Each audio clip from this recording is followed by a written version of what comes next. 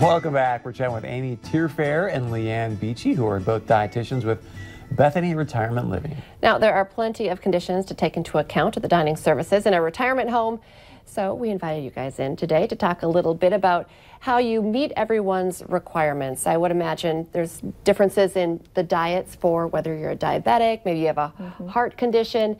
It's not just about what tastes good. You always want it to taste good, but you also want it to be good for them, right? Right.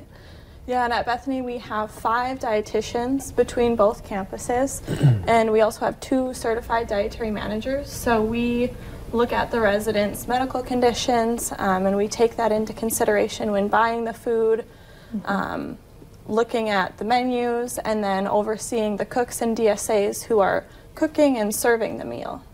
Yeah. And the diabetic and heart healthy would definitely be in the top.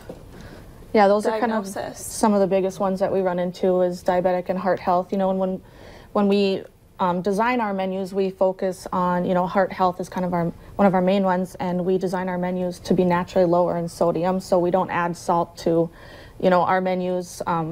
We use things like herbs and spices and things like that to kind of get the flavor that everybody wants, but also keeping in mind their heart health too, and we use lower sodium options when available.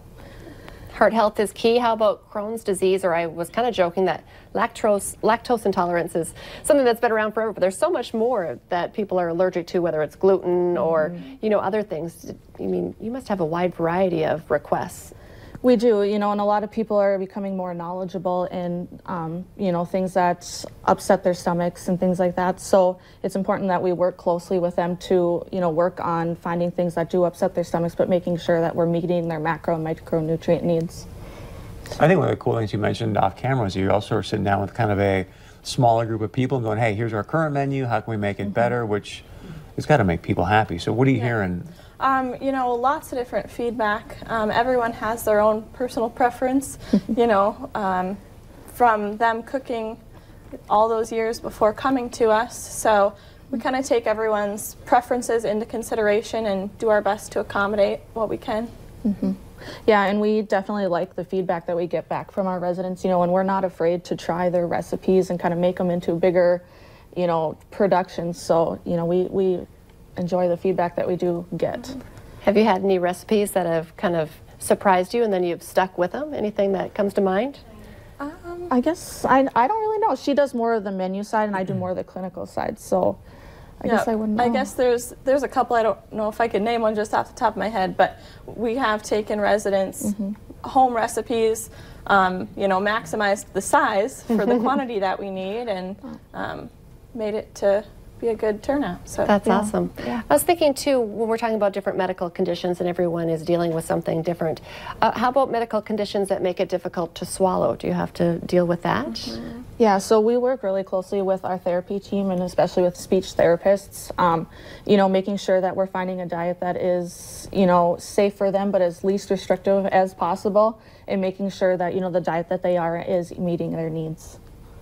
As far as just going there and making people feel comfortable, food is so key, right? You must hear that. You're talking very, you know, science-based here and what they need as far as doctor's orders, but people just want to have food that they like, then that makes them happy. Exactly.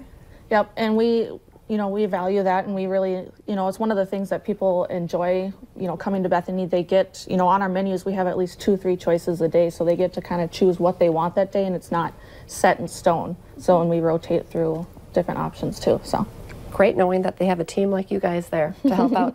How can people get a hold of you if they have any more questions or want to research this more? Just contacting the main Bethany lines, the phone numbers, or the website. Okay, thank you guys so much. Have a good day. All right, coming up here on North Dakota Today, a tough topic but an important one.